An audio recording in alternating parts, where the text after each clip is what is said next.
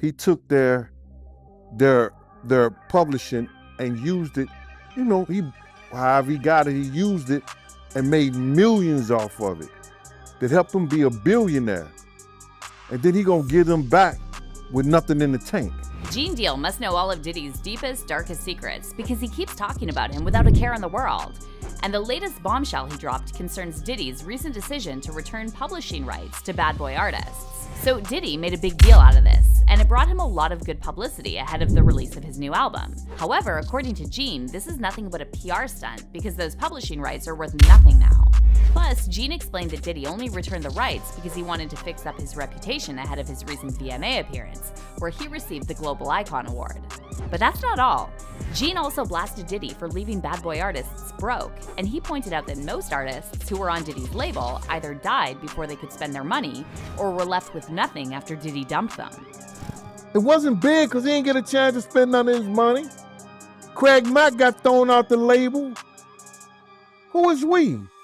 However, when Diddy recently appeared on The Breakfast Club, he claimed he made the decision to give artists their publishing rights out of love. It was the right thing to do. Yeah.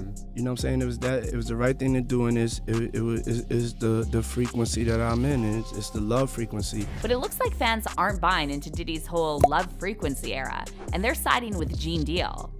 So what else did Gene reveal about Diddy's relationship with the bad boy artists? Did Diddy really screw his artists out of their money and left them starving? Let's break it down. Why you just didn't give us the money for it and kept using it like you was using it? Because don't nobody want it no more. So Diddy just made a grand comeback to the music scene with the release of his new album, the Love Album, Off the Grid, and he was honored with the Global Icon Award at the VMAs earlier this month. I appreciate y'all coming and just even giving me my flowers and celebrating me. And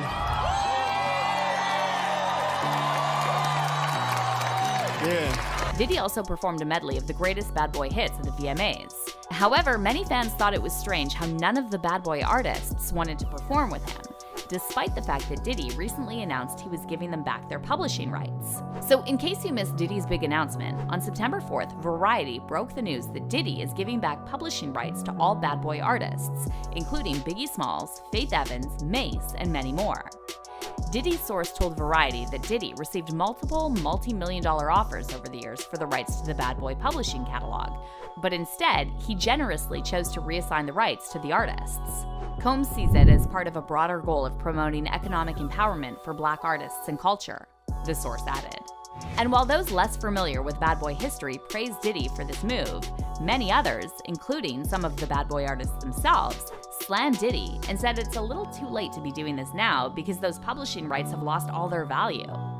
One of the artists who called out Diddy was Mark Curry, best known for the 2001 single Bad Boy for Life, that he did with Diddy and the late rapper Black Rob.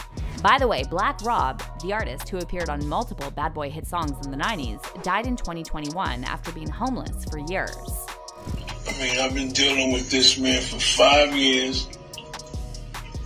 Damn. 4 strokes. Man, I don't know what to tell you, man. This is crazy. This is hard, man. You know what I'm saying? I don't got no house to live in. So after Diddy announced he was giving Bad Boy artists their publishing rights, Mark Curry went live on IG and blasted Diddy, saying if he really cared about the artists, he would have given them their rights back when they were still worth something. Puff Daddy gave the publishing back. Whoop-de-doo. What's it worth?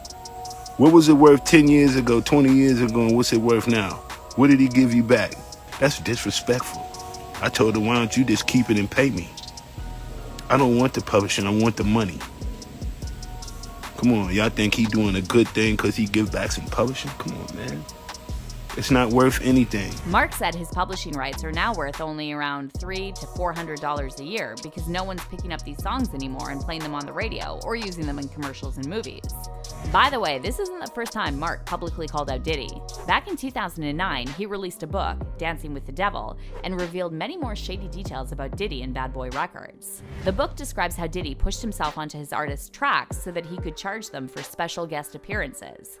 and the artists would only find out about it once they received their checks. According to Mark's book, Diddy would put his name on songs he neither wrote nor produced, and would even insist on his fancy cars being featured in artists' music videos so that he could deduct expensive rental fees from their budgets and claim tax credits for his car's business use. Mark also claimed that he was so poor during this time with Bad Boy that he had to sell his backstage passes for shows, and then towards the end of his Bad Boy career, he was so desperate that he considered selling drugs to provide for his family. Mark also lost his house to foreclosure and was homeless at one point, unable to afford health insurance for himself, his wife, or his son. We also can't forget about Biggie, because Diddy made such a big deal out of reassigning Biggie's publishing rights to his estate, while conveniently forgetting to mention that Biggie's daughter, Tiana, had to sell Biggie t-shirts to survive in college. And then there's Biggie's ex-wife, Faith Evans, who previously revealed she was treated horribly during her time on Bad Boy. In an interview with the New York Post, Faith said Diddy forced her to tan every other day because he thought she was too pale. Puff used to walk me to the tanning salon every other day because I was pale, and he wanted to tan me up, Faith said. And he told me he wanted me to walk out of the house and look glamorous all the time. And then, just months after Biggie died, Diddy pressured Faith to perform I'll Be Missing You, despite the fact that she was still grieving her husband. When he wanted me to sing I'll Be Missing You at the 1997 MTV Awards with Sting, I didn't want to do anything, Faith said. I was still grieving. But he got me on the phone and was like, listen, you ain't about to F my thing up. I thought my crying would work, but he persuaded me to do it. So is Diddy's decision to give back publishing rights to Biggie, Faith, and others just a PR move? Well, according to Diddy's former bodyguard, Gene Deal, that's exactly what it is. And it's not the first time Diddy managed to fool the public with a carefully orchestrated marketing move. Gene recently appeared on The Art of Dialogue and said that Diddy knew the publishing rights were worth almost nothing now because he already squeezed all the value he could out of them. The way I look at it is like taking you giving me your car with a full tank of gas and I bring it back to you on empty. You know what I'm saying? He took their publishing and used it, you know, however he got it, he used it and made millions off of it that helped him be a billionaire. And then he gonna give them back with nothing in the tank. Gene also explained that Diddy hasn't been doing so well lately, as he claims. Alcohol giant Diageo recently ended their 15-year-long partnership with Diddy after Diddy sued them, claiming they underpromoted his De Leon tequila. Also, before the release of his new album, Diddy didn't have any real hits for years. And then on top of that, his reputation has taken multiple hits, stemming from rumors about his sketchy parties with young men and viral speculations about his alleged involvement in the deaths of multiple people. So according to Gene, this whole situation with publishing rights was nothing but a PR move on Diddy's part to try and make himself look like the good guy ahead of his comeback. He ain't had no hit records or nothing, you understand? So he's taking all these hits. He got to try to look back in the public when he's coming out with an album, and plus he's getting an award, and is it the VMAs? He's supposed to be getting a lifetime, some kind of award for the VMAs. So he got to look good going into it, because right now, in the public's eye, he don't look that good, bro. You know, everybody is talking about him. The AIs are talking about him, podcasts, and it's not talking about him in a favorable way. As for fans, most of them are siding with Gene and saying they saw right through Diddy's PR agenda. He's not losing anything on this deal, one fan said. He's already collected millions in interest on his artists' money. Now he's trying to fool people by using this as a kind gesture. And another fan wrote, Diddy is a supervillain. He has done worse than any other man in the hip-hop industry. He's worse than Suge, Mo Preem, and Jimmy Henchman all combined. This dude needs to pay. But how do you feel about Diddy's decision to give Bad Boy artists their publishing rights? Is it just a calculated PR move? Comment down below.